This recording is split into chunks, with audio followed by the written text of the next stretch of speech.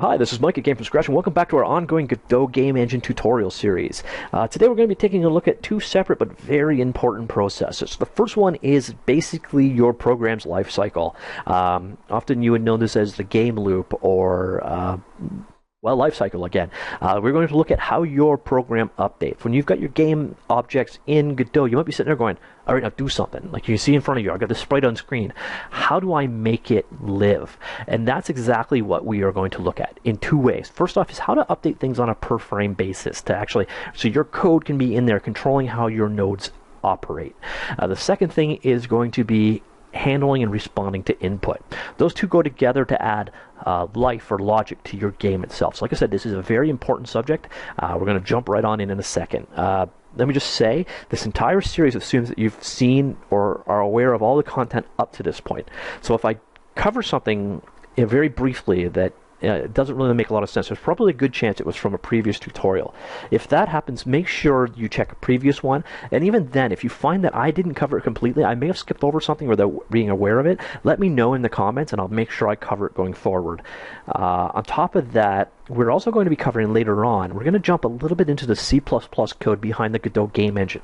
Specifically, I want to jump into the main loop and let you have a real good understanding of what Godot is doing with your game. It's really critical to understand how your game is performing. Even if it's, a lot of this logic is being buried away in the game engine, it's good for you to know how the program flows and how it executes. So understanding the life cycle of the program, even running within the game engine, is critical. So we're going to jump into the C code a bit. I'm going to show you how the main loop is actually structured within C++. You can completely skip over that. You do not need to know this stuff to be successful with Godot, but if you really want to understand it, stay tuned at the end of this video. We're going to jump again a little bit into the C++ code. What you see in front of you, I've already just created an empty Godot project. This is all stuff we've done. I've added a single node, our sprite right here, added a graphic to it, and that's it. I've attached a script, but the script is empty. So now, and you're going to find this quite commonly, you've come into Godot, you've created your stuff on screen, now you want to add some logic to it. How do you do this? And it's not completely intuitive. So if you're struggling a bit with how to figure this out, don't worry, it is not obvious. Fortunately, it's quite easy. Now let's just jump right into our script. Yeah, why didn't you open? All right, empty script, nothing to it. If you want to be called each frame, I'm going to pause for a second and explain something. In case if you're completely new to game development, there's something you need to understand. If you've already done a game, you probably know all this, and I'm sorry I'm going to waste about a minute of your life. But behind all successful games, all successful game engines, there is fundamentally a game loop. It's universal. It's just something that is there all the time. And a game loop is a pretty simple concept. It's more or less your program starts up, does its initialization, and then it runs. And that process of running is what we call the game loop. How it's structured is not always necessarily a loop. It almost always is. But it is just this process that goes through over and over and over again. And quite commonly they do things like check for input, update the physics engine, update all the items in the world, render the results out to screen, remove the garbage, and do it all again. And that's loops over and over and over again, and that is called a game loop. That is the heart of any game application. Now, when you're using a game engine, that logic is hidden away from you.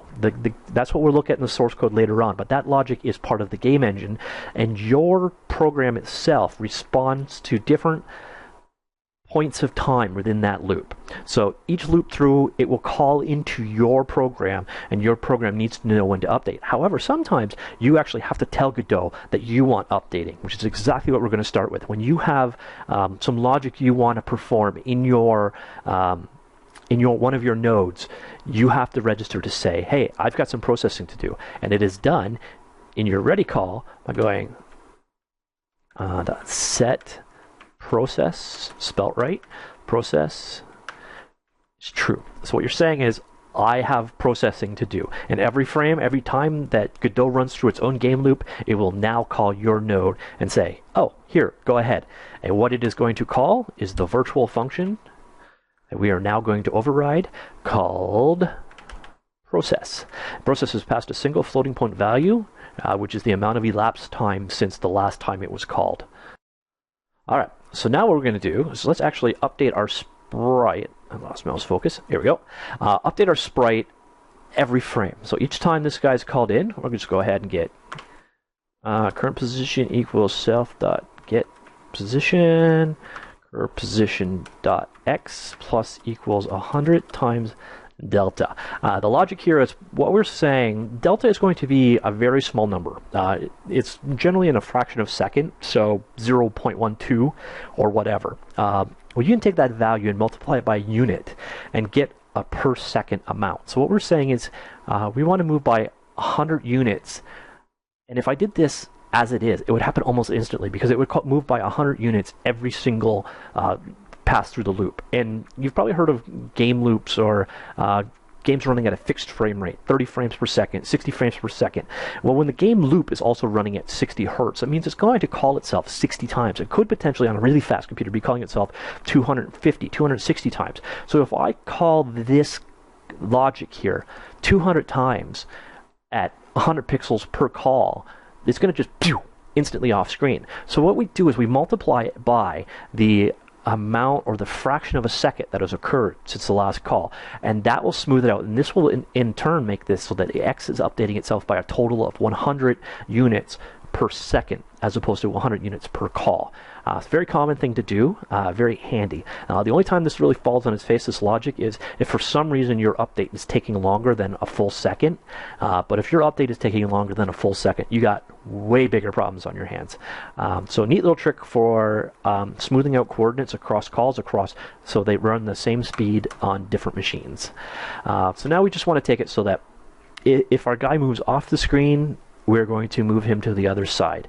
Now keep in mind, and we covered this in the last tutorial, the default pivot location for your sprite is in its center. So we're going to have to take into account half of the width on the way out and half of the width on the way in, so that it looks like we're going fully off the screen and then fully back onto the screen. So let's just go ahead and set that. If current position dot x is greater than self dot get, so we'll get the viewport size. Size dot width plus self dot, and then half of our width, get item rect, call dot size dot width div 2. All right. So if we're off the right hand side of the screen, and curve position dot x equals minus half of our width, so that'll put us off, just off the left hand side of the screen when after scrolling. Self dot self dot get item rect dot size dot width div 2. I can't type today, sorry about that. Alright, so we'll go ahead and set the position to the newly updated position, like so. Alright, so let's make sure that this runs. There you go. So it's going to run, get to the edge of the screen, and come back in the other side. And this will happen again and again and again and again. It's a very simple example, but this shows how you can add some logic to your nodes that is going to be called every frame. Every pass through the game loop, your node can now update itself. And again, to do this, all you do is say set process equals true, and then implement process. And you can put whatever logic in here you want. If it was a world simulation and you were aging the character, you could put that logic there. You could put whatever game logic you want. It doesn't have to be stuff to update the screen like we're doing here. This just shows well in a demo. So that is how processing works. Now let's, just a sec. I got to pause for. Much better. Sorry about that. All right, now let's take a look at input. There's two ways of looking at input in Godot. You can either poll it or event-driven. Polling, it basically works along the process of you're just asking over and over again, has anything happened? Has anything happened? Has anything happened? Has anything happened? Has anything happened? And if it does, you respond to it. Otherwise, you can have event-driven, where basically it goes, this happened, what are you going to do? This happened, what are you going to do? This happened, what are you going to do? Both have their merits, both structure well into code, and both can be handled by Godot. So let's look at each one in turn. First, let's start with input polling. It's probably the simplest, and I can put it into our process logic as it is. So let's just get rid of everything we just did. We still want process to be called, because we're going to be polling for input now, and we're going to handle it somewhere. Process makes a perfect amount of sense. So all we're going to do is go input, this global object available to us for the input states in it. And there are a bunch of is functions. Is key pressed, is mouse button pressed, is joy button pressed, and action pressed. We'll touch on action later. Joy and mouse, I'm assuming you can pretty much figure out both of them, but we will actually be taking a look at using key and mouse eventually. Joy, I don't have one plugged in, so I can't show you, but the process is almost identical. So you can easily figure that out. I'll probably do a joystick-specific tutorial somewhere down the road when I plug one in. So let's check if a key is pressed. There are a number of globally defined values for us.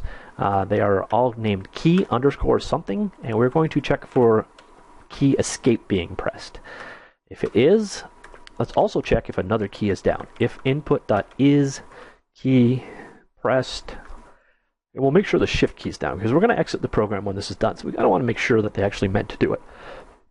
Okay, and if it is, then let's just self.get tree. One second. Dot quit. No. Dot. All right, Ray. What are you? Dot quit. Okay. So I'm going to come back and explain this a little bit more in depth in a second, but more or less what the logic is going to say is every update phase, so every pass through the loop, it's going to say, is the escape key pressed? If it is, we're going to say, okay, is the shift key also pressed? And if it is, then we're going to go ahead and quit our application. So let me just go ahead and run that and hit shift escape, and boom, shut down. So that is how simple polling keyboard input is in Godot. I'm going to stop and explain this guy for a second. This call might be a little confusing. As the inheritance goes, we covered a bit of this last tutorial, but your scene is automatically a member. Oh, sorry, your nodes are automatically a member. The parent, if there's nothing above it, the parent is automatically the viewport. Well, the viewport itself is actually owned by another guy, which is called the scene tree. The scene tree is the data type that holds the scene that you're running, and the viewport, and all of your nodes, and everything else. So the very top level object here, the guts or the heart of your Godot game, is this scene tree. The scene tree itself implements a class called main loop. So your own program itself always has at the very top a scene tree, and the scene tree is capable of doing a lot of neat stuff. The key of which is being able to exit. We'll stop in here. Let me just pull up the docs first. Okay, here we go. So the very top of your, when you create a scene, when you create something in Godot, there is this scene tree made. And here you can see it actually inherits from main loop. And this is your implementation of a main loop. Now, if you don't provide one, there's actually a default C++ one provided for you. We'll look at this again at the very, very end. But the main loop, there's sort of two main loops if you want to think about it. There's one that's the Godot engine itself, loops over and over and over again, calling all of these things. But there's also one on like the script side or your game side that is implemented, and ultimately inherits from this class main loop. And scene tree is derived from main loop. But scene tree itself, you'll notice there's a couple of very key functions in here, and mostly are get root, gets the viewport at the very top of your scene tree hierarchy, and then the quit that we just used earlier. But you can also get the total count of nodes. So this is the container that holds all of the data that makes up your game world, and it implements main loop. Main loop is a very simple defined class. Pretty much, yeah, you see there's one member function, and that's handle input. We'll jump back on that later on, but I just want you to know, like, the heart of your application, what would actually probably often be known as application in other game engines, here is your scene tree, and you can get that at any time by calling .get_tree, and that gets the top level control object of your game. I hope that made sense. It might be a little bit confusing. It will make sense in time. But essentially what we've done here is we've said, all right, give me that, and quit the program. So there's how you go ahead. There's how you process keyboard input as you pull for keyboard events. Now let's take a look at dealing with mouse events. Very similar in polling. We just do if input.is mouse button pressed, and button left, like so. So if the user presses the left mouse button, let's just log it out if they do. So come here, and we'll just print out the console string mouse button pressed at And so this was the event being passed in. Oh no, sorry, I'm getting ahead of myself. Wrong point. Instead, we're going to poll using the global object.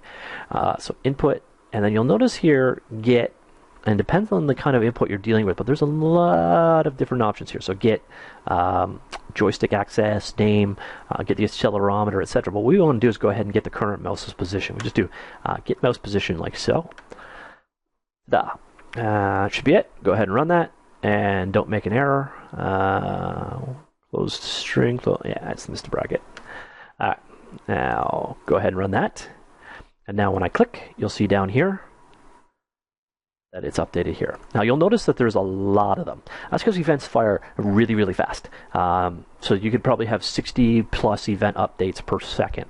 So you're going to probably want to deal with that in your code. A lot of times you'll only want to deal with it like set a flag if it's pressed. So you only get the first one, or you want to deal with mouse up as opposed to down, etc. But this polls if the button is pressed. If it is, spit out the location. You can see it's that simple to do. Now sometimes, however, you actually want to deal with event. So instead of checking to see if something's done, you actually want to respond to it. So you want Godot to say to you, hey buddy, something happened, deal with this. And it works just like you did with process, except it's self.set, again, self completely optional, something I do. Process input is true, like so. Let me just comment that guy out because I don't want that code to actually run anymore. And so this is going to get called every time that there's input, it will call it and pass it into your node. And you have to override the virtual function input. And it is passed an input event. We shall call that event. Input event is an object that has details about the event that occurred. We'll see a little bit more of that in a second. So now let's do the same logic. We're going to check to see if the mouse button is pressed. And so if event.type, so let's figure out what kind of it is. These are defined in the input event class dot mouse button. So if it's a mouse button event, and let's just go ahead and we'll use the index of the mouse instead of the mouse button that we did earlier. So we'll go event.button underscore index. And let's go, button. I think. Why am I not getting code? Oh, that was just slow. Button right. So if they press the right mouse button, we'll go ahead and position our object at that location. So the coordinates are being passed into the event objects being passed into our input, like so. All right, why are you being so slow? Event dot. Come on, show me. All right, never mind. Unfortunately, there's a lot of members in that event method, depending on what type of event is occurring. So, keyboard will have keyboard state events, etc. So, in the case of the mouse, the two of the values available are the x and y coordinates that are currently pressed. Unless I made an error, which is why I'm not getting. I don't think so. All right, so now when I press the right-hand mouse button, yeah, there is an error. All right, stop you. Oh, no, I guess I should actually read what the error is. Valid call to set position in sprite, expected one argument. Ah, my bad. All right. And that would be why I wasn't getting events. So let me show you what I meant. Come on.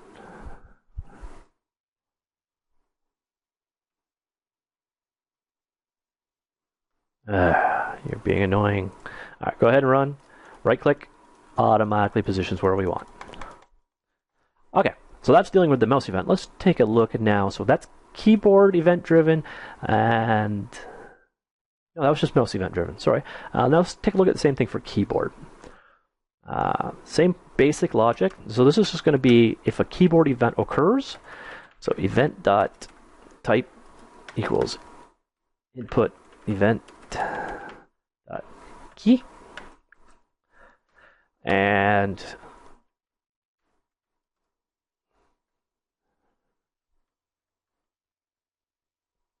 if event dot scan code. So like I said, the event is being, I wish it gave me completion here because I could actually show you quite a deal here.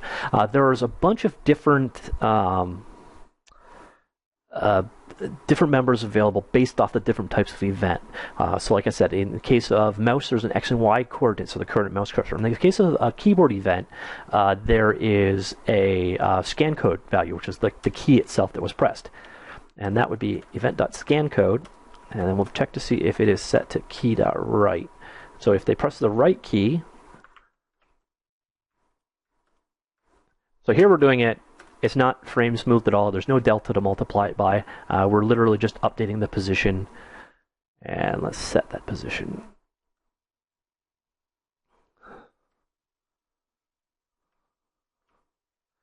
Like so. And same logic for if they hit the left arrow, tab that back, and minus instead. All right, so if they press the left or right arrow, so if it's a key press, get the location. If it's right, increment by 10. If it's left, decrement by 10, and run. So now when I hit the arrow keys, we update. Hold down the arrow key, and we update a lot. There you go. So that's responding to keyboard-driven event, event-driven. Now, what you sometimes have is that you don't want that event to propagate any further. You want to be the one that handled it and done. So you don't want other controls or other nodes to have a shot at dealing with it, or you don't want another class to touch it. In that case, you can actually do this, and that tree, the scene tree, becomes very important in dealing with this.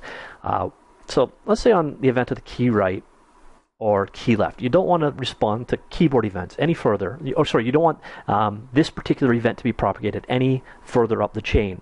Now, quick overview, when an event happens in Godot, there's a bit of an order of how it goes. It's given to all of the UI controls. We'll touch on those later, but those are things like buttons, etc. The GUI stuff gets first crack at control. So your node overriding this behavior won't affect that. Then it's passed to the nodes as the hierarchy down the tree. So anything that came before us in the tree hierarchy has already had a shot at dealing with this event. So when we say, okay, we've dealt with it, that means no nodes after us will be able to access the event. However, if one of the ones before us, so let's say if this sprite was parented to another sprite, if that sprite ate the keyboard event, this call would have never even happened. So that's the order that these things are propagated. And when you want to stop that propagation, you just do self dot get tree, so we're getting that scene tree, very critical little class, and call set input as handled. You're saying, I dealt with this current input, leave me alone. And now nobody else is going to get a shot at it. So if you press left or right, no other classes are going to get this. Let me just go ahead and run it, make sure I haven't made any errors right now. Left and right. So that does leave the question of what happens to unhandled input, or what doesn't make it through. Now let's take a look at that. It's very similar to this one. You can actually say to a node, often it would be maybe a logging class or a top level class that handles all input processing. You can go ahead and say all unhandled input goes here. And once again, it's a two-part process. First part is up here, self, and then you say set process unhandled underscore. Oh, no, sorry. Yeah, no, I'm right. Unhandled underscore input. And you pass the value of true. And then finally, you need to have... Yeah, let me put it up here. Nice method for dealing with this. Func underscore unhandled input. I believe it passes in the event like so, and let's just log out what it is.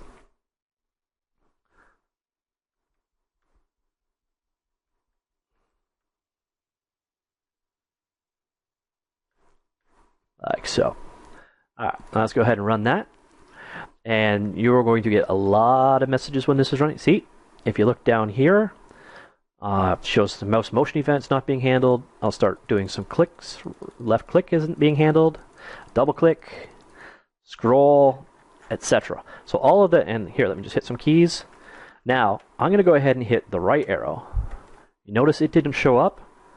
That's because it was handled input, and we made that call set input as handled, so it doesn't propagate beyond. So if you want to do like a catch-all handler, a catch-all input handler, you can do this unhandled input event. That only works that it will only get the input that happens after it in the hierarchy of processing. So that means UI controls will have already had a crack at it, and nodes higher up in the scene will have already had a crack at it, but it prevents all the people further down or your own children from seeing this input. So that's the basics of dealing with both polled or event-driven input. Which one you go with often is determined by your game itself. Now the catch is, this input call right here is going to actually generate a lot. You saw it in the debugging. It generates a lot of calls to your node itself. So you will probably find that polling, if it fits, is the more performant option of the two. Finally, you can actually look at something called an input map. And this is kind of nice because what you have a lot of times is, I want the right arrow or the WASD key, WASD keys, or the joystick left D-pad, or up and down on the mouse. I want all of these things to map to the same thing. And you find that all the time. And a lot of times your input processing ends up being a bunch of if and logic for the same thing. And this becomes particularly a nightmare if you want to start letting the user define their own control mappings. So an input map is very handy. An input map is basically saying, these inputs, call them this and handle them as an alias. And it's nicely built into the Godot engine. If you want to use an input map, just go into Scene and Project Settings, and you'll see there's a tab up here called Input Map. And you'll see right away there's a bunch of them defined for UI processing. And let's look at this UI underscore accept event is sent if they hit the return key, the enter key, the space key, or the button 0 or A on an Xbox control pad of the very first controller plugged in.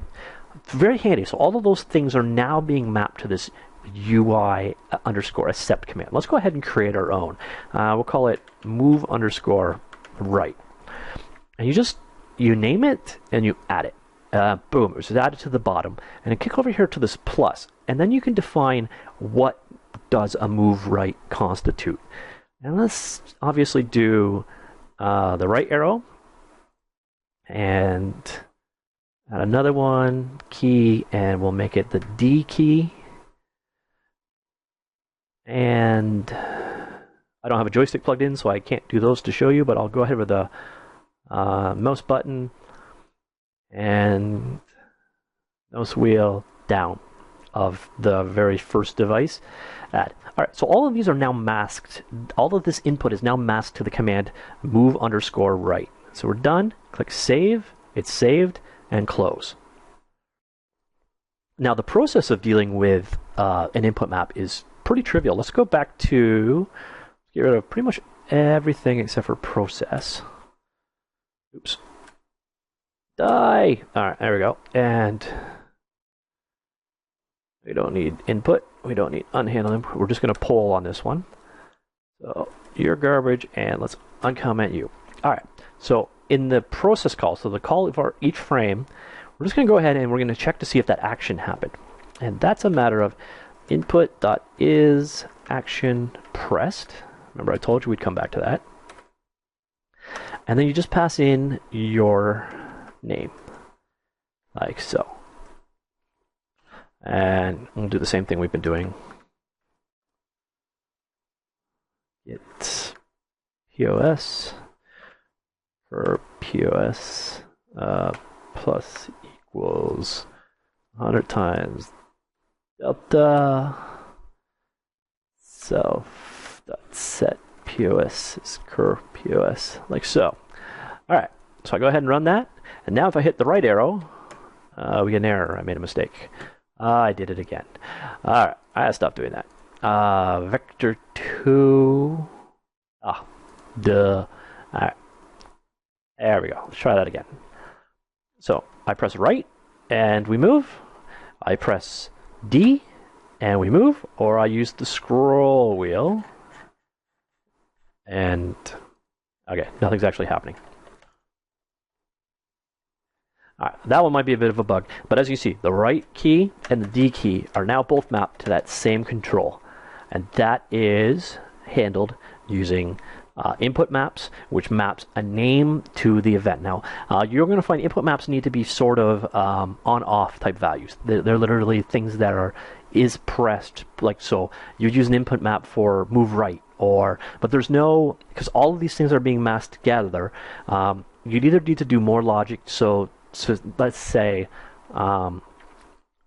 if you're pressing right now using move right, and I'd mapped the controller in, I can't tell you how far right it's pressed. You can do this with logic though. Again, you just come back to go if input dot is, or I suppose get joy axis dot. Alright, I'm using this wrong. I'm not getting code completion. Anyways, you can do more logic to test to see what kind of event you're dealing with or what the current device's status is. But what happens when you're using an input map is it more or less becomes an on or off type value that is set. So you would use it more for button-y type controls. You don't get to find nuance, because what you are doing effectively is treating keys and mouse buttons and joystick controllers and all those things as being the same thing. And that they lose the nuances of their own individual ability. So in that case, you probably want to use a more traditional approach if you want to really take advantage of things, but there's a lot of times where, like UI OK click, you don't care how it was done or how long it was held down or etc. You just literally want to know if it was done, and this allows you to map multiple input sources to a single command. So input maps are a very, very handy thing. So that's the basics of it. This is processing and input. They're all handled almost identically. You flag back to Godot itself, tell it that you want to handle something, so either via set process input, or set process unhandled input. And once you've registered those, you then override the corresponding function and implement your logic however you need it to be. Additionally, you can poll for your input using the input.global object. Polling or event-driven, again, it all comes down to your game, which one works most effectively. But the logic is very similar. And finally, you can use input maps to make your input generic. So it doesn't matter what kind of devices that you worked with. It allows you to easily let the user remap their controls. The input map actually has a number of functions available, so you can add and remove to it dynamically. You don't have to use the UI that we just used. So you can use an input map to easily allow reconfigurable controls. It's a nice built-in system for doing that.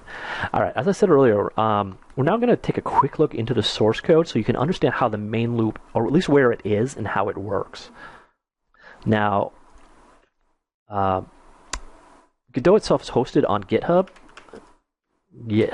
All right, so here we are into the master repository. The key guys we're looking for is actually core. Let me see, it's core. All right, main. Sorry. Predictably enough, main is the one guy of importance, and inside of main there is a method called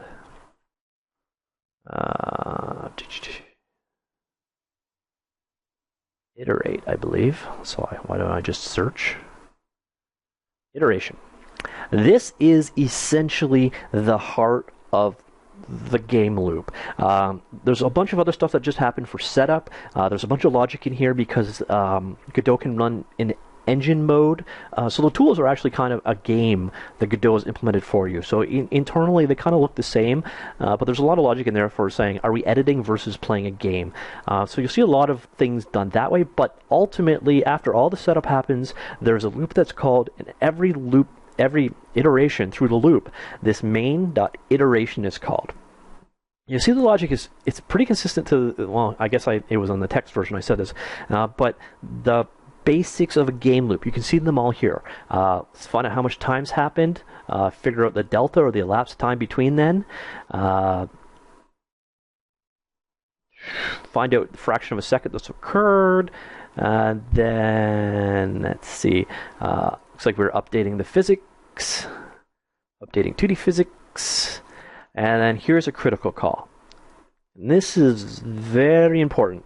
And here what they're doing is they're saying, get me the main loop of the of the loaded scene, more or less. So we'll look at how this is defined in a second, but this is calling the main loop its iteration. And I'll look at the basic C+ implementation of the main loop. And once again, you can define your own main loop. If you were wanting to create your own entirely C++ based game based on Godot, that is probably where you start. You will implement your own game loop and go from there.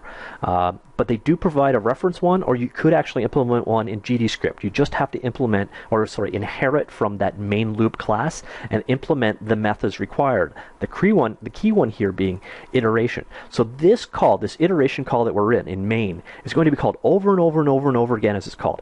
Every time the main loop runs. And it's going to do things, update the physics, update the sound engine, but this was the key one. It calls into our script's iteration call. And the rest, it's more the same. It's literally per frame updating stuff. You can jump into it with more detail later on. It's not that important to you. What's important is to know that this main loop itself, after updating the physics, the sound, etc., is actually calling get main loop and iterating it. Now, get main loop, I'm going to have to pause for a second to locate it. Okay, the default implementation provided is in the folder core OS, and it's mainloop.cpp and .h. This is the one that all of our programs use if we don't provide our own, and you're going to see in a second there's nothing to it. There is a method called for input text, an input event, and all that the input event's happening is each time the game loop passes in an input event to us, we simply pass that into, oops, I missed down, get the script that's running and call its input_event method. So it's just a game of pass along. And this is how ultimately your input event script method is being called. Ditto, this is your iteration called every frame, and all it's doing is calling iteration on the active script. So that is the logic behind the scenes. And if you're creating your own game from scratch and you want to use C++ as opposed to GDScript, you will probably go in here. You will implement your own version of main loop. Like I said, this one's pretty simple. There's not a whole lot to it, but you could kind of roll your own and go from there. Way beyond the scope of what we're talking about now. Perhaps somewhere down the road we'll do a C++ specific tutorial, but this is the heart of how the main loop is processing. So in the main.cpp, there is a method called iteration that is called every time. It itself is then calling into main loop, which here is your very basic implementation of a main loop, and all it is doing in turn is calling iteration on your script, your scene script, and that in turn will call the process function of every node that is registered to receive. So that's the heart of how processing is happening behind the scenes with Godot. Only one final thing to point out is if you do decide to roll your own main loop, or you implement your own or whatever, you inherit from that main loop class, which I suppose I should actually show you. Main loop.h. Oh no, it is the root level class. Sorry. If you do roll your own, if you create your own main loop derived class, you set it in project settings, under general, main loop type, and you put your class name there. That will then call the non-standard, non-default one. For most people just starting out, or probably most people in general ever, you have no need to implement your own main loop. You just let it deal with it how it's dealt with now, and you deal with it in your scene using process, etc. However, it could be overridden, and if you do, you just register your type here, and that will call that main loop instead. If you're working in C++, then that also covers, you'll have to do your extension, your sconce file, etc. Something we will probably talk about, extending Godot using C++ later on down the road. But once your type is actually registered, which is part of what you have to do when you're making a C++ module, you just give the type name in here, and that will be used for the main instead of the default one. But most people working in script, you really just have to worry about it at the underscore process level, and this is what we just covered. So I hope that was useful. Stay tuned for the next part. Thank you very much. Bye.